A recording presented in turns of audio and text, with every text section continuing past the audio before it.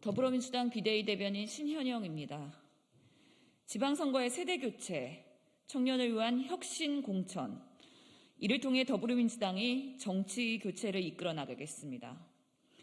더불어민주당 지방선거기획단은 그동안 6차례 회의를 통해 제8회 전국 동시 지방선거의 후보자 추천 심사 기준 방법을 마련해 왔습니다. 대선 기간 동안 그리고 그 이후 국민들께 약속드린 바대로 이번 지방선거 공천 과정에서 기득권을 과감히 혁파하고 세대교체를 위한 혁신 공천을 구현하기 위한 방법을 고민해 왔습니다. 그 결과 우리 당은 청년, 여성, 장애인에 대한 문을 과감히 열고 정치 신인들이 참여하여 경선 과정뿐만 아니라 당선까지 가능하도록 적극적인 당의 지원책을 마련하였습니다. 그 방안은 다음과 같습니다. 첫째, 청년, 여성, 의무 공천 30%를 지키기 위한 노력을 지속해 나갑니다. 더불어민주당은 2030 세대가 당당한 주권자로서 정치 영역에서도 활동할 수 있도록 30%의 청년 공천을 약속한 바가 있습니다. 이 약속을 지키기 위해 지방의원 공천 시 청년을 30% 의무 공천합니다. 그리고 여성도 30% 의무 공천을 합니다. 여성 청년인 경우에는 여성과 청년 비율의 중복 산입이 가능합니다. 다만 연령 구조 등 지역 특수성으로 인해 여성 청년 후보자 유입에 어려움이 있는 부득이한 사정의 경우에는 해당 공간이 재적 위원 과반수 의결을 통해 예외사항을 최소화하도록 하였습니다. 또한 청년, 여성 의무 공천 달성 결과는 해당 지역위원장의 당무감사 시 평가 기준으로 적용되도록 장치를 마련하였습니다. 두 번째로는 정치 신인을 당선권에 배정합니다. 청년, 여성, 중증 장애인 정치 신인을 기초의원 선거구에 우선순위로 추천합니다. 재선 이상의 기초의원의 경우 상당한 경쟁력과 능력을 겸비하였다고 판단하고 3선째 도전하는 경우에 가번 추천을 지향하고 또한 가번을 추천받았던 자가 연속으로 가번을 받는 경우를 제한하여 정치 신인을 우선 배려할 수 있는 토대를 마련하였습니다. 셋째, 청년들의 선거 참여 비용 부담도 대폭 완화됩니다. 청년들의 정치 진입 장벽 중에 하나인 선거 비용, 이에 대한 부담을 낮추기 위해서 우리 당의 지원을 강화합니다. 기초단체장, 광역의원, 기초의원 경선에 참여하는 청년 후보자들에 대해 경선 기탁금의 부담이 대폭 줄어듭니다. 선거일 기준 만 29세 이하의 청년의 경우에 경선 기탁금을 전액 면제, 그리고 30세에서 39세 이하의 경우에 30%를 감면하고 해당 분담금은 중앙당과 시도당에서 부담할 예정입니다. 넷째, 여성, 청년, 중증 장애인은 공천심사 경선에서도 가산점을 부여합니다.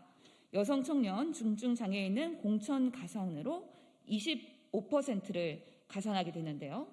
정치 신인은 10에서 20%의 가산을 부여합니다. 경선에 있어서도 여성, 청년, 중증 장애인들은 최대 25%까지, 그리고 정치 신인은 최대 20%까지 가산이 적용이 되는 것입니다. 각 상황에 맞게 세분화된 적용 비율은 공지된 자료를 통해서 확인하실 수 있습니다. 지난 지선에서 우리 당은 기초의원 공천 여성 비율 38%, 광역의원 여성 비율은 14%였습니다. 여성 비율이 30% 달성하는 것도, 이것을 현실화하는 것도 중요한데 광역의원의 여성 비율을 증대시키기 위한 노력도 필요합니다. 이를 위해 기초의원이 동일 선거구에서 광역의원으로 진출할 때 여성, 청년, 중증 장애인의 경우에 10% 가산을 주도록 신설을 하였습니다. 다만 이 가산이 여성, 청년, 중증 장애인 후보자와 경선하는 경우에는 가산되지 않는다는 말씀 드립니다. 다섯 번째로 청년 여성의 기초단체장 공천 확대 방안도 마련하였습니다. 청년 여성이 기초단체장으로 출마하는 경우 우선 추천과 경선을 보장하고 전략 공천의 50% 이상을 청년, 여성으로 공천하도록 권고하기로 하였습니다. 이 사항은 앞으로 우리 당이 지속적으로 추구해 가야 할 방향이나 우선 권고 사항으로 진행하면서 기초단체장의 청년과 여성 참여를 더욱 확대할 수 있도록 노력해 나가겠습니다. 여섯 번째로 우리 당은 광역 기초비례의원 추천을 위해서 공개 오디션을 진행합니다.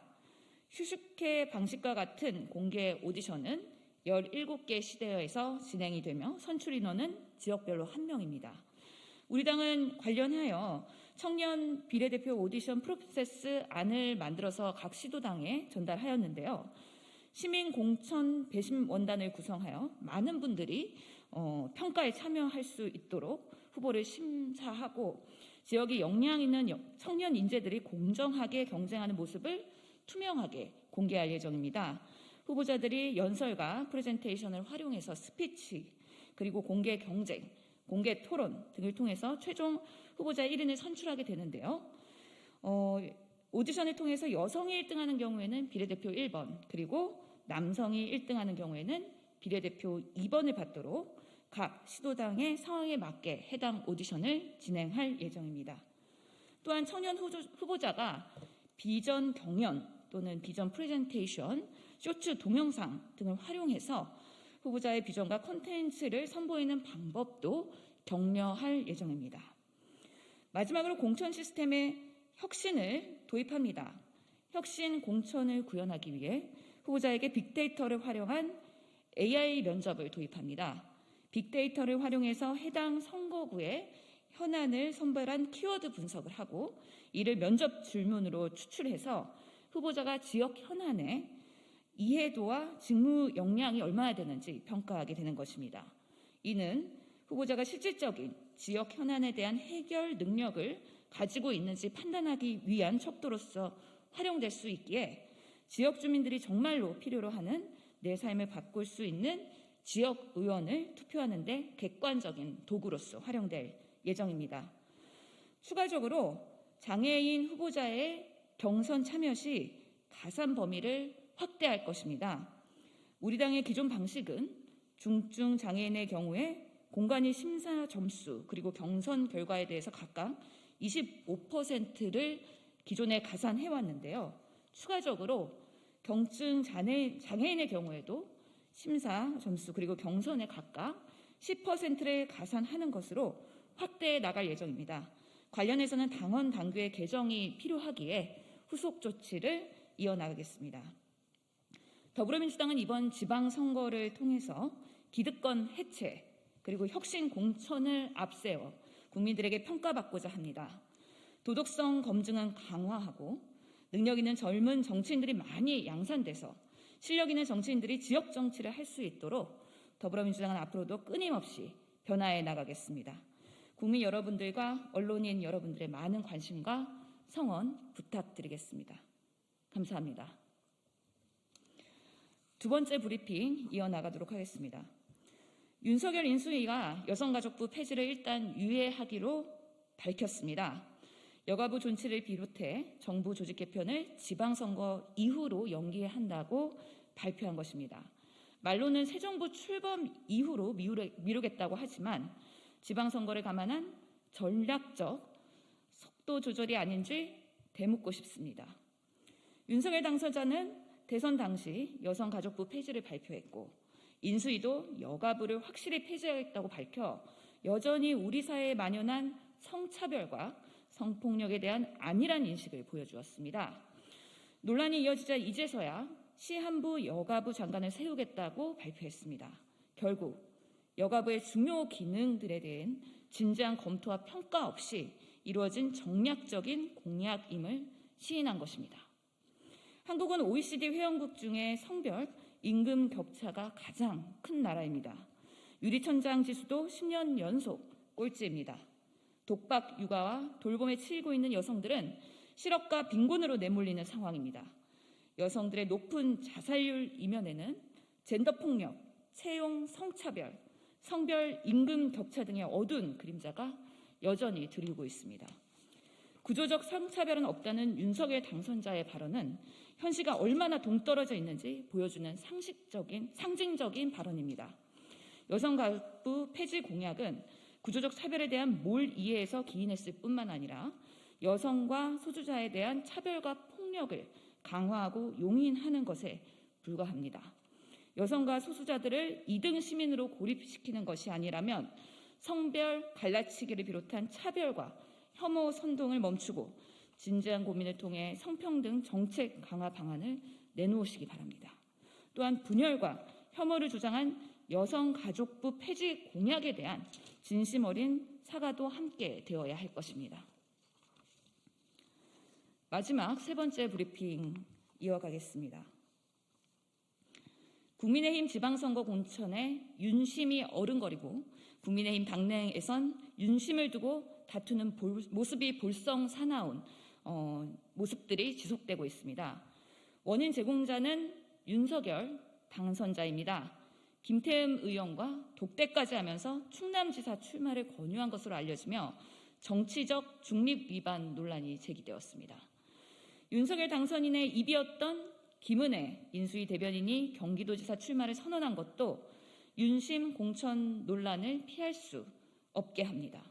대통령의 정치적 중립 의무는 곧 선거의 공정성으로 이어집니다. 취임을 앞둔 당선자라고 해서 예외일 수 없다는 점을 지적합니다. 윤석열 당선자나 국민의힘이 지금 지방선거 공천에 한눈 팔 때인지 묻지 않을 수 없습니다.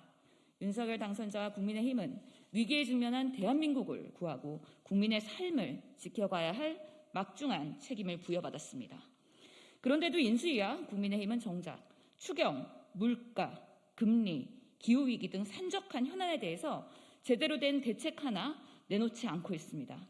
그런 상황에서 국민의힘 지방선거 공천을 둘러싸고 윤심 논란이 벌어지고 있으니 개탄스럽습니다. 윤석열 당선자는 한눈 팔지 말고 국정과제 수립과 국정 인수인계에 진력하기 바랍니다. 국민의힘도 예비 여당으로서 국정 운영에 대한 책임감을 제대로 인식하기 바랍니다. 쫓아야 할 것은 윤심이 아니라 민심이라는 점을 명심하고 국민께서 요구하는 민생 회복 대책부터 제시하시기 바랍니다. 이상으로 브리핑을 마치겠습니다. 감사합니다.